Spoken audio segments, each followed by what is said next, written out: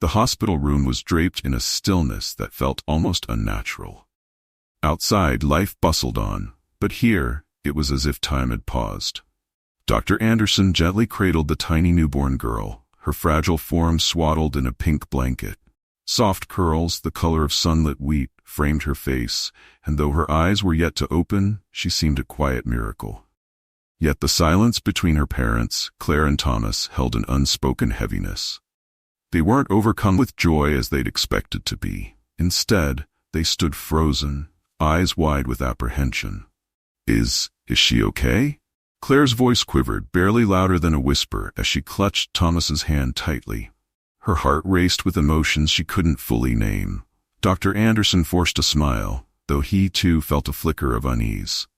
She's perfectly healthy, just a little unique. He glanced down at the baby's face, at the marks that gently crossed her skin, and the slightly misshapen fingers that curled from beneath the blanket. She's one of a kind. But Claire and Thomas saw only their shattered expectations. This was not the baby they had envisioned, not the child they had dreamed of introducing to friends and family with pride. Thomas cleared his throat and managed a nod, his expression unreadable, as Claire turned away, unable to look at the baby she felt so conflicted about. The pink nursery they'd so lovingly prepared at home suddenly felt like a distant, almost mocking symbol of their broken hopes. The days that followed were filled with a strange silence. The baby, unnamed and untouched by her parents' affection, lay quietly in her crib. Claire and Thomas went through the motions of feeding and changing her, but avoided holding her close. They whispered around her, their discomfort palpable. On the third night, when shadows stretched long and dark across the city streets, they made a decision that would forever alter the lives of everyone involved. Silently, they drove to Bright Beginnings Orphanage. With trembling hands, Claire placed a note beside the sleeping infant. "We cannot care for her. Please find her a good home." Without a glance back, they walked away. The little girl they'd left behind had no way of knowing that this painful beginning was only the first step in a journey that would one day lead her to discover a strength and beauty they had never been able to see. Life at Bright Beginnings Orphanage was not easy for the little girl who would soon be named Daisy. At first, she was just the quiet one, a small figure with bright eyes and a face that held the traces of a story no one fully knew. The other children, unaware of her delicate start, often teased her for looking different. They'd call her names like squashy or oddball, words that echoed painfully in the quiet corners of her heart.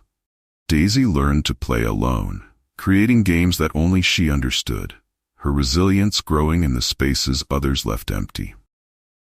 But amid the challenges, one person at the orphanage saw past Daisy's unusual appearance and recognized the light within her. Miss Lila, a warm, cheerful caretaker with a laugh as rich as the sound of morning bells, took Daisy under her wing. She would often sit beside her, brushing back Daisy's golden curls and whispering words that glowed with love.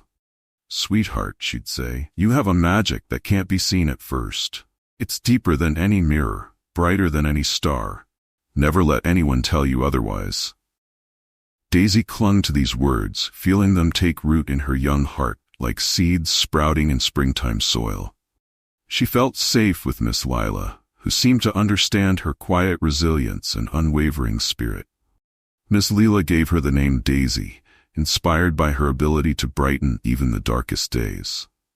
"You're like a daisy growing between stones," she'd say, a reminder that beauty can thrive anywhere. As Daisy grew, so did her courage. She began to find small ways to prove herself. When others laughed at her for struggling to hold a spoon, she practiced, determined to master every little thing she could. She taught herself to write with her unique, twisted fingers, filling pages with her slowly improving letters. At recess, while the other children played together, Daisy invented her own games. She became the self-declared champion of hopscotch twist and shadow tag, games she played with a fierce joy that surprised even her. One day, when a new girl named Bella joined the orphanage, she took one look at Daisy and gasped, shrinking back in surprise. Daisy felt the sting of rejection once again and ran to hide, tears brimming in her eyes. Miss Lila found her huddled in a quiet corner, gently pulling her close. "Remember, Daisy," she whispered, her voice a balm to Daisy's heart. "True beauty isn't in faces, it's in hearts like yours, big, kind, and fearless." That day, Daisy made a decision. She would be the friend she'd always wanted, welcoming each new child who arrived, no matter how they reacted to her.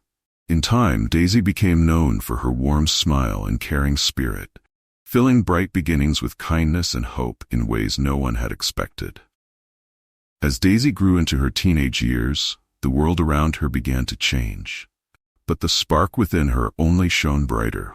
Her resilience, rooted in Miss Lila's loving words, flourished into something extraordinary.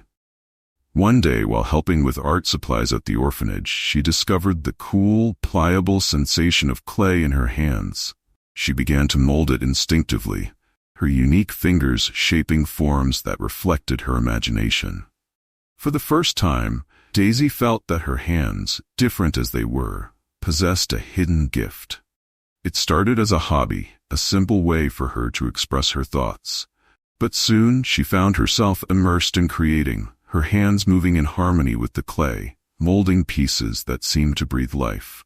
Her sculptures, though unconventional, carried a beauty all their own.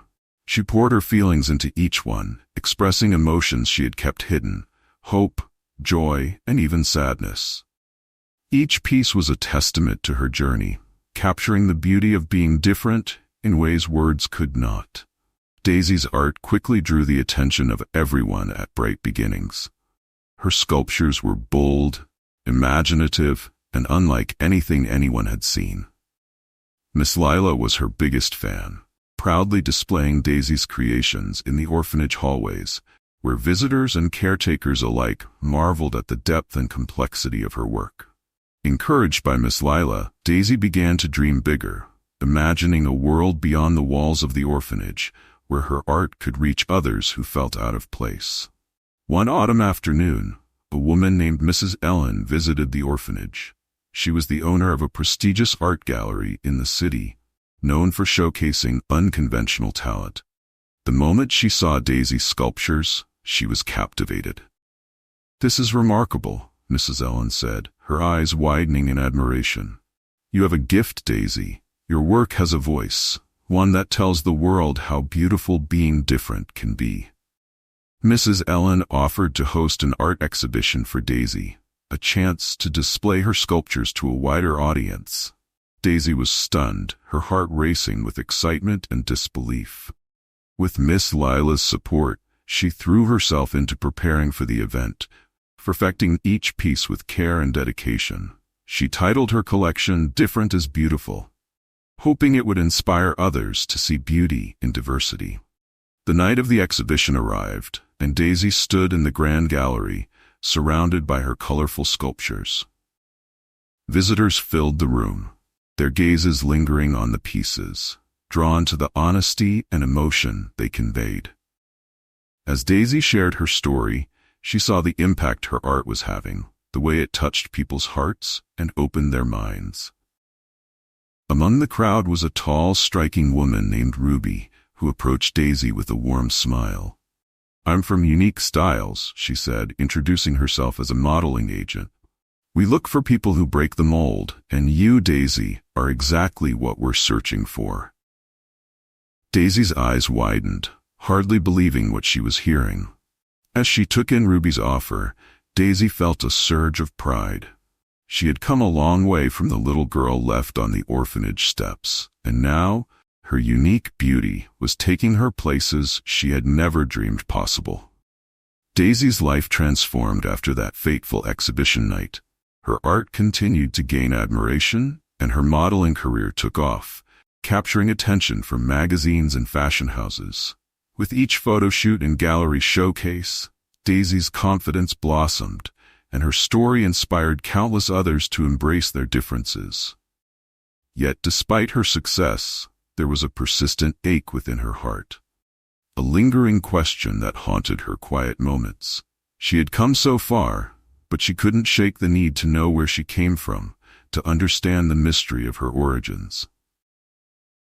One evening, after reading a particularly hurtful comment online about abandoned children, Daisy felt a pang of sadness and anger. She sat quietly, contemplating the people who had left her behind without a second thought. With Miss Lila's support, she made the difficult decision to search for her birth parents, determined to find answers, however painful they might be. Miss Lila introduced her to Jack Hunter, a retired detective with a reputation for solving even the coldest of cases.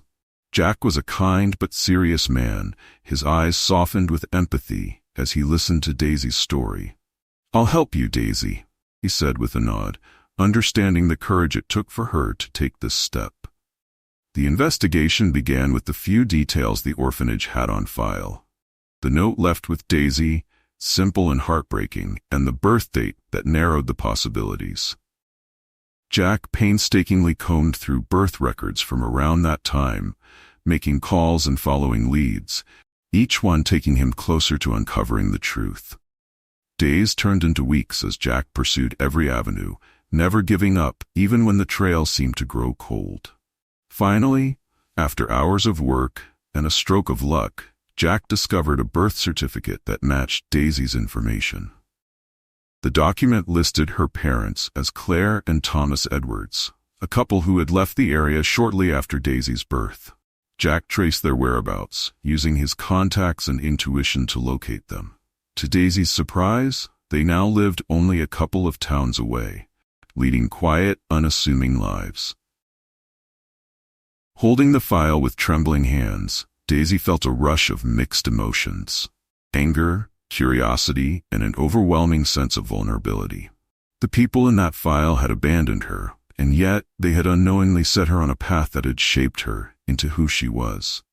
With Miss Lila's gentle encouragement, Daisy resolved to confront her past and meet the people who had once left her behind.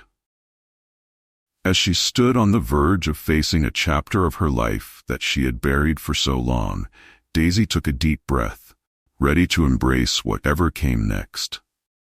This journey had already shown her strength she never knew she had, and now she would need every bit of that courage to face the ones who had left her alone, to finally uncover the answers she had yearned for all her life.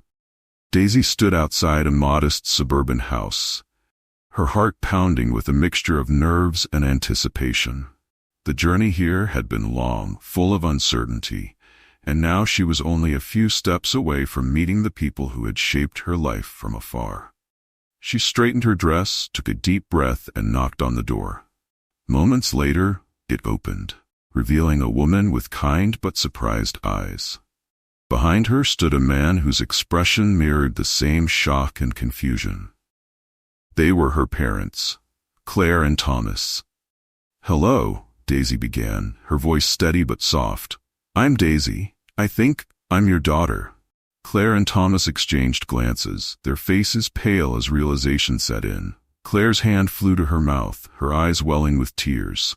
"Oh my God," she whispered. "It can't be." Thomas, speechless, merely nodded, looking away as if the weight of guilt was too heavy to bear. They invited her inside, and Daisy took in the family photos adorning the walls. Each frame held a memory, yet none included her. It was a painful reminder of the life she'd missed, but Daisy stayed composed, sitting across from them as they gathered the courage to speak. Claire finally broke the silence, her voice trembling. We were young, and we didn't know how to cope. When you were born, we panicked. We've regretted it every day since." Thomas nodded, his gaze fixed on the floor. "We're sorry, Daisy. We were selfish and scared. We don't deserve to ask for forgiveness." Daisy felt a surge of emotions, anger, hurt, and a profound sadness. But she also thought of Miss Lila and the love she'd found at Bright Beginnings, of her journey from the shy girl with clay-stained fingers to the artist and model who had touched so many lives. She realized that this moment wasn't about blame. It was about closure. "I didn't come here to punish you," Daisy said quietly. "I came to show you that the girl you left behind grew up to be someone strong and kind, thanks to people who chose to love me." She pulled out her phone, scrolling through photos of her art exhibits, magazine covers, and the moments that captured her triumphs. She saw their faces soften as they saw how far she'd come, pride and shame mingling in their expressions. "I've learned that forgiveness isn't about who deserves it," Daisy continued, her voice steady and compassionate. "It's about healing and letting go of the hurt. I've spent years healing, and now I'm ready to move forward." As she prepared to leave, she paused and turned back to them. "I have a family now, one that chose me and loved me for who I am.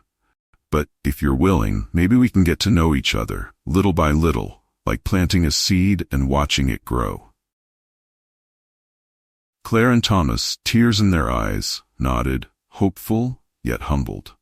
They had lost the chance to raise their daughter, but maybe, just maybe, they could be a part of her life moving forward. Back at her apartment, Daisy called Miss Lila, her voice brimming with gratitude and joy. "It went just the way it needed to," she said, a smile on her face. Miss Lila's laugh filled the room, warm and comforting, like the embrace that had always given Daisy strength. "You've shown everyone what it means to shine, Daisy," Miss Lila replied. "To find beauty in being different and to love even when it's hard. You're a light to this world, my dear." As Daisy hung up, she realized she had found something far more precious than the answers she'd sought. She had found peace, the kind that came from knowing she had turned her past into something beautiful and powerful. A legacy of love, resilience, and courage. Don't forget to hit like and subscribe so you won't miss any of our latest videos. If you have any questions or comments, feel free to leave them below. Thank you all for taking the time to watch, and see you in the next video.